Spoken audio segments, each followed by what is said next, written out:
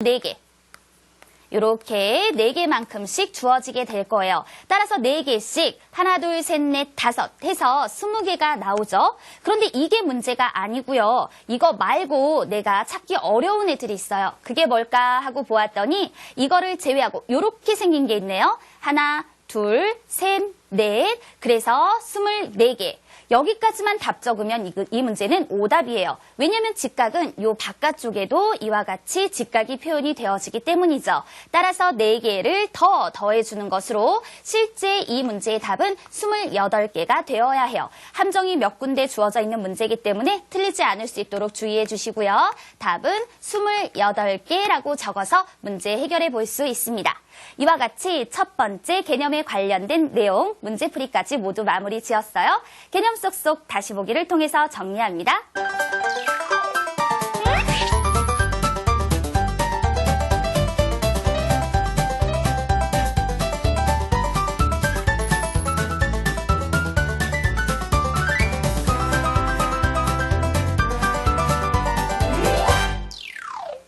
두 번째 개념 내용 시작해 볼까요? 여기서는요, 직각삼각형, 직사각형, 정사각형을 알아보아라 라고 얘기를 했어요.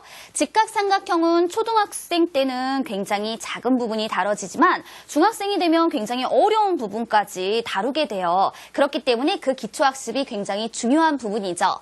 직사각형이나 정사각형 역시 중등교과에서 굉장히 중요하게 방대하게 다뤄지는 분량입니다. 그러면 직각삼각형을 확인해 볼까요? 직각삼각형은 삼각형인데 이렇게 한 각이 직각인 삼각형을 직각삼각형이다라고 얘기를 해요. 그렇기 때문에 그 모양이 이와 같은 형태로 주어진다라고 하더라도 이 각이 직각이라면 이것은 직각삼각형이다라고 부를 수 있는 거예요. 이처럼 직각삼각형은 삼각형 중에서 한 각이 직각인 삼각형이다라는 거 기억해둬야죠. 그렇다면 다음 주어지는 직사각형에 대해서도 한번 얘기를 해볼 거예요. 직사각형은 사각형이다. 그런데 어떻게 생긴 걸 말하냐면 이와 같이 사각형 중에서도 4개의 각이 모두 직각인 사각형을 직사각형이다라고 얘기를 하죠. 그러면 이렇게 생긴 것뿐만이 아니고요. 이와 같이 생긴 거 있죠? 이런 것들도 바로 우리는 직사각형이다라고 얘기할 수 있어요. 직사각형에서 나타나는 성질을 보면은요, 마주 보는 변이 있죠. 이렇게 얘네들이 마주 보는데 이 마주 보는 변은 서로의 길이가 같아요. 또 이렇게 마주 보고 있는 변도 서로의 길이가 같습니다. 그래서 우리는 직사각형에서는 이와 같이 그 성질까지도 기억해 두는 것이 중요하죠. 우리가 아마 선생님과 학습하면서 이 직사각형에 대해서 조금 더 자세히 배워볼 수 있는 기회가 생기게 될 거예요. 그 다음에 이렇게 주어진 것도 역시 직사각형이 된다라는 것, 4각이 직각인 사각형을 직사각형이다라고 얘기를 해줄게요. 다음 주어진 것도 볼까요? 이번에는 정사각형에 대해서 얘기를 합니다.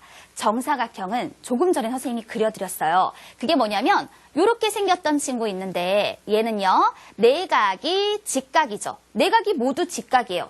그런데다가 4변의 길이가 모두 같은 성질을 갖게 돼요. 따라서 이와 같은 것을 우리는 정사각형이다라고 얘기해 줄 수 있게 되는 것이죠.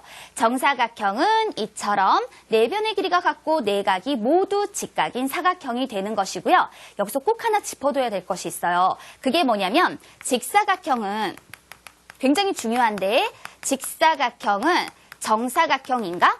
라고 많이들 질문을 해요. 직사각형은 정사각형이라고 말할 수 없어요. 그렇지만 정사각형은 반대로 정사각형은 직사각형이라고 말할 수 있다. 왜냐면 직사각형은 4각이 직각이지만 그렇다고 4변의 길이가 같은 건 아니거든요. 따라서 직사각형은 정사각형이라고 말할 수 없지만 반대로 정사각형은 4변의 길이가 같을 뿐 아니라 4각까지 모두 직각이기 때문에 그것은 직사각형이다라고 말할 수 있는 겁니다. OX에서 굉장히 많이 나오는 부분이죠. 이렇게 정사각형이 무엇인지에 대해서 함께 살펴보았어요. 그럼 이 내용 우리 다시 한번 문제 풀면서 다져보아야겠죠?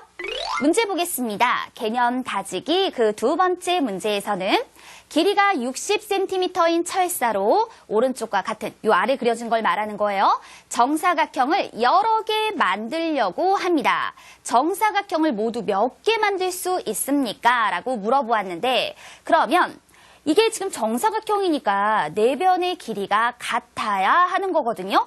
내변의 길이가 같으니까 3cm짜리 4개가 모여서 12cm가 되어지는 거예요.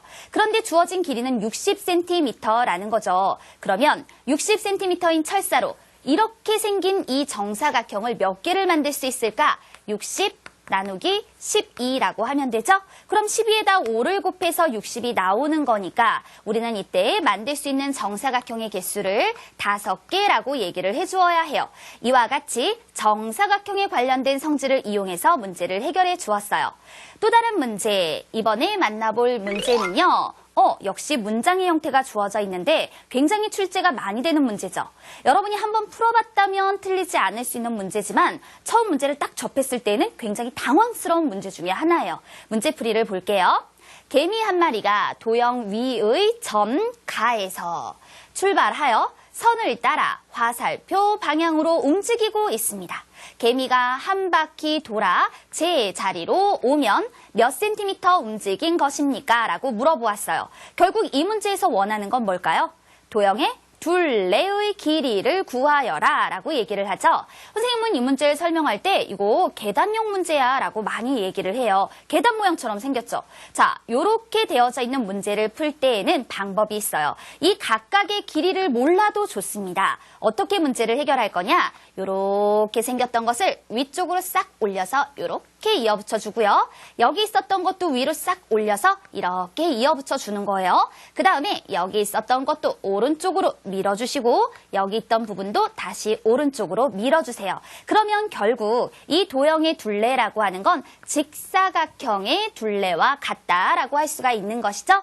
그러면 14cm, 11cm, 다시 14cm, 11cm가 되어지는 거니까 우리는 이때 얼마나 움직였다라고 얘기할 수 있을까요? 14 더하기 11 더하기 14 더하기 11 그러면 25에 25를 더해서 50cm라고 말할 수 있게 됩니다.